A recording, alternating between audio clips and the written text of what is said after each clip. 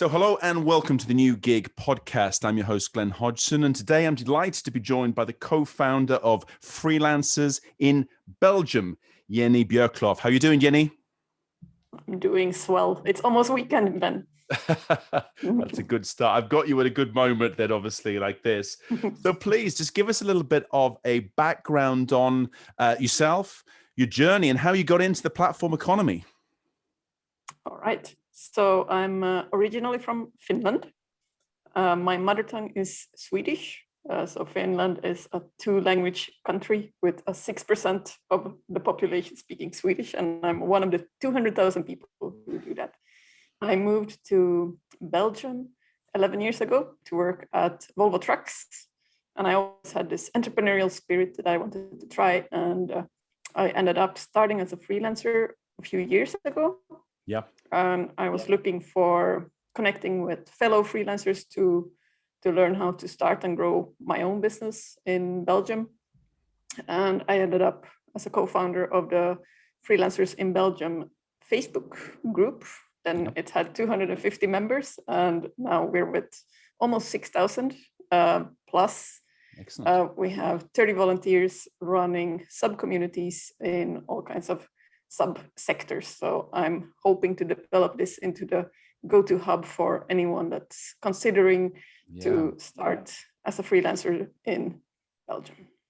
Excellent. So really worthwhile activities and a fantastic background as well. And I think that you really touch upon something that a lot of people find in this sort of the platform sharing and gig economies, this idea of community and people sharing hints, tips, and ideas, which is kind of intrinsic within the whole sector. Absolutely. So you're there making sure this happens. And what would you say is the from a sectoral perspective, what is one of the biggest challenges you think that is facing the platform economy today? I would say one of the first questions that the freelancers have is, where do I find a good accountant? Yes. Yeah. Then depending on which sector you're in, it's how do I find clients? Yeah. Yeah. And then we also have a little bit of a complaint here in Belgium, and that's why we're paying so much taxes. Well, as a fellow Nordic individual, I'm used to that. So I suppose it's all part of the same thing. So it's basically ways to help you around some of the rules, regulations, and making sure that you do things properly. Absolutely. Yeah. Indeed. Okay. So there's a element of sort of training needed within that as well. And within that, what do you think that also individuals need to think about most? Say if you have someone who is considering becoming a freelancer or starting it as a side gig at the beginning, what would you sort of the things you think they should think of to frame their decisions, Jenny? It's a very good question. I think you should, as a starter, you should definitely have a little bit of a financial backup, because otherwise you will be very, very stressed. And also, don't be afraid of the selling part. You can train that. So when I started as a freelancer, I actually took a freelance job in sales just to train this. And after that, it was very doable. I was very nervous about it at first. Yeah. And I also use LinkedIn a lot to sell myself. So definitely develop skills in sales, because that's something that's very needed, and that's something that most freelancers, they don't really like doing. And what are the skills? I mean, you talk about sort of selling yourself. Is it also a case of you need to be your own brand, you need to do your own marketing, have your own sort of new business pipeline, as well as a steady supply of contacts that you can use for paid opportunities as well?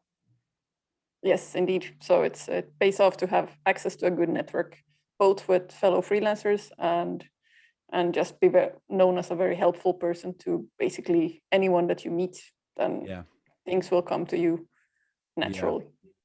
And also, of course, take care of your reputation and that you offer quality work. Of course. But I like that idea of paying it forwards, the whole idea of, if you help others, of course, these things like karma, like this will come back to you as well. And you need to be able to be always supporting, sharing, and contributing on a continual basis. Indeed, absolutely. I think that's important advice, and probably something that should be taken on in the traditional economy as well. Probably, I think in that respect, it's good for anyone. Indeed, it's good for anyone indeed. And when we're looking at companies, from a Belgian perspective, how open and also how aware are they of the platform economy and how to use freelancers and people who want to do time definite activities? right. So there's quite some big multinational companies here in Belgium because it's the headquarter of Europe. Yeah. And I think they are fairly used to working with freelancers, and they usually run through agencies who take care of the recruitment process or use management platforms that help with managing the freelancers. Yeah. And I think also the technology scale-ups and startups are used to working with freelancers because they are the modern companies, and they are like the pioneers of doing the futuristic things, like hiring staff, and they also don't have the budgets maybe to hire people full time, so they have a need for it as well. Yeah. What I think is an unexplored area is the small to medium-sized businesses, and that's also where I'm going to do some work in the upcoming months to raise awareness towards the benefits of working with freelancers, and also to share how to ideally find and work with them. I think that's great work there, Jenny, because this is the key thing. First of all, to understand that they exist. Secondly, to understand the fact that what are the benefits, what is the opportunities and the efficiency gains that could be had. But thirdly, I think how do I practically go about this? I think there is a real worry, despite the fact that the recruitment sector is a little bit shaky. You don't really know what you're getting anytime, but still there is this issue of mystery and uncertainty around taking on freelancers in any capacity. Absolutely. But I think in a way that COVID has accelerated the need for it, that perhaps the companies don't dare to hire full-time people in case there's another crisis coming. So then it's ideal to have a freelancer to fill the gap for the work to be done. But I think the biggest benefit of hiring a freelancer is definitely the fact that they have a lot of experience working with various companies, and that is something that they can bring to companies when they work. Absolutely. And at the same time, you're not stuck within the same four walls working for one organization, that everyone gains out of the flexibility and also the different inputs, the knowledge from different environments, different actors that can hopefully, if you're a skilled, intelligent person, be able to make your value even greater and the impact that you could have for your clients much larger too. Absolutely. And there the network again plays a role. If you have access to fellow freelancers, then you can actually hunt for assignments in packs, and you can give work to your fellow freelancers, and trusted partners that you can help the companies and your clients with. And how would you say society in Belgium is set up for this, Jenny? Because one of the things that we're seeing in a lot of different countries is that kind of the financial services sector is not tailored towards freelancers. So if you want to sort of borrow money to buy an apartment, buy a car, or any larger purchases, they want to know that you've got a full-time job and that it's a contract which is open-ended. You'll have a specific amount coming in every month. But of course, this leads to issues with freelancers and gig workers because they can't show that steady income in the same way. I haven't applied for a loan myself yet. Yep. So I don't have personal experience, but I see that there's 1 in 10 people in Belgium is self-employed. Right. Because of the the tax benefits, or that you Yeah. can deduct deduct professional expenses and get reductions in your taxes through that. Yeah. So I think that the banks are fairly used to working with self-employed people, Right. and especially if you have property, then the property itself is a guarantee. Okay. Okay. So there is this sort of situation that makes it easier for individuals, and there's a kind of historical link that people know what they're accepting, what they're getting into. So that makes it probably a little bit easier from that respect.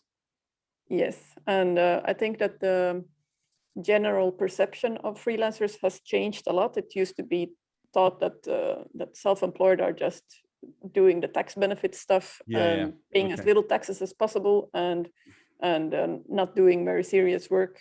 Okay. And but I think that is changing, as I see from the younger generation, that they don't want to be rock stars anymore. They want to be entrepreneurs. Yeah. And then freelancing is a step towards that.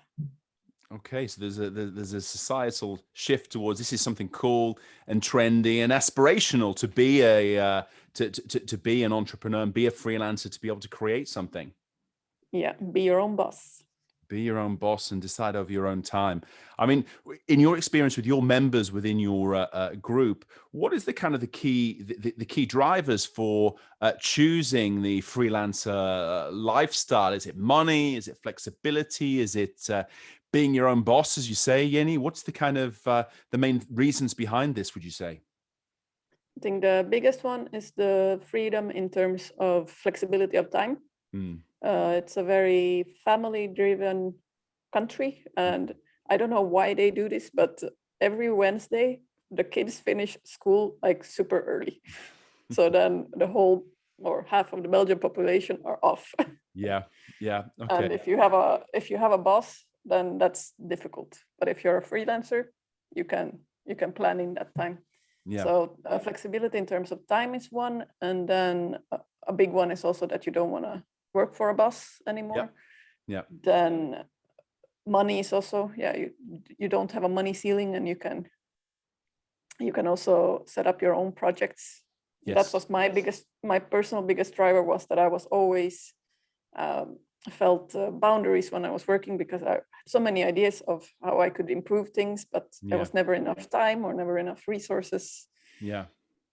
So that was my biggest, and that was a great decision, and I found a lot of pleasure in having no boundaries and limits to creativity, and I can change direction from week to week if I want.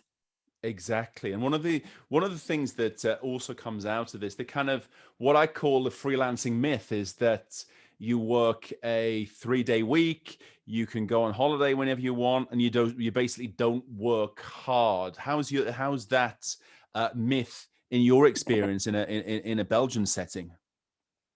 Yeah, you go from working 37.5 hours with lunch breaks to never having lunch breaks, and working 80 hours a week. Right. And loving it. Yeah. And I think this is so common of the stories that we hear, Jenny, as well. The fact that people see this as an opportunity, see it as a way to be able to grow, suit themselves, but it's not a case of working less or being lazy. It's quite the opposite. It's delivering more time, but also something that you're passionate about, and that's the big difference as well. Something that the personal and the professional overlap naturally, but it's just something you're really passionate about, and you're driving that. So it doesn't feel like you're working in a traditional sense, I guess. No, you just, I stopped counting hours. The minute I became self-employed, I stopped counting hours. Yeah, exactly. So it's the benefits for society and also deliverables there as well, because you're engaged in what you're doing and therefore able to deliver on the back of that as well. Yeah. And in terms of that, I think it's bad to get paid by an hourly rate, because then you just get punished if you're fast. Yeah. So it helps to have sort of an agreed fee for a task that you agree in advance, as opposed to an hourly rate. Yeah, absolutely. I mean, a lot of people I speak to seem to have a flexible approach that they can either have an hourly rate like the law firms, or they can have a fixed fee, or they can have a day rate as well, depending on the type of clients and organizations that they're working with. Indeed. And in terms of the flexibility as well, tell me a little bit more about that in terms of what you think about this. Is this something that is all it's cracked up to be, or is it the myth of freedom that's integrated within this, Jenny? I think you need to have, I don't know what's the English way of saying it. You have to have ice in the stomach. Is Morgan? Yeah, exactly. You need to, yeah, you need to have be a bit brave. Yeah, exactly. Yes. Yeah, and you need to be a bit assertive and have boundaries. Yes. Yeah. And then, and also freedom comes with responsibility. Absolutely, every day. So it doesn't come for free, the freedom. But yeah. But that's really interesting that you say that there's the responsibility element of that. It's not just all easy, like in any position as well. It can be difficult, it can be challenging, but the sense of achievement at the end of it is hopefully larger because you're engaged. Yes, and it's your responsibility and your creation. Yeah, absolutely. And do you see this as from the Belgian perspective? Is this a increasing trend? Is this on the rise? Are there more people thinking about taking the steps into the platform economy and the freelancing world? According to statistics, which is very difficult to grasp because freelancers have many titles. Yeah, there's a growth of 20% year on year. Right. Of freelancers. So there's about, I think, 250,000 by now, maybe 300,000 in Belgium. Yeah. And it's rising by 20% every year. So increasing. It's growing very fast. It's growing very fast. Even in Corona times. And it's great to be able to speak to you, Jenny, because one of the things that we do on this podcast is, shine a light on people that are doing this. This is their daily life and are educated. They've got a professional background, because often in the media and the horror stories you see are around this narrative of low skilled, low paid work, individuals who have no other opportunity and no other possibilities apart from getting into this way of life, whereas the reality is much more broad and it's much more nuanced than it would be if you were just looking at it from a very one dimensional perspective. Indeed. I think one of the craziest profile I've seen in my group so far is a freelance windmill blade repair technician. Okay. So he goes to these windmills generating electricity in the sea. So he goes down in a harness with a helicopter on the blade to repair it. That wouldn't be a job for me, I can promise you, Jenny, but it's good that someone does it because there's a need. And it's great that the matching skills, I think, is a key element of your organization as well. Matching the people with these kind of either broad or niche capabilities and skills and knowledge, and putting them together with employers and people looking out for these kind of expertise. Absolutely. I have a good friend of mine. He is a cruise ship photographer. Right. Okay. And he has also now he doesn't have any work, but he has niched out, and he's also doing magazine editing and he's doing a ferry shipping magazine. Yeah. And through that he gets access to a huge network of people. So I would also recommend for freelancers to broaden their skills in order to get access to network, because that's the way to get the better assignments before anybody else knows about them.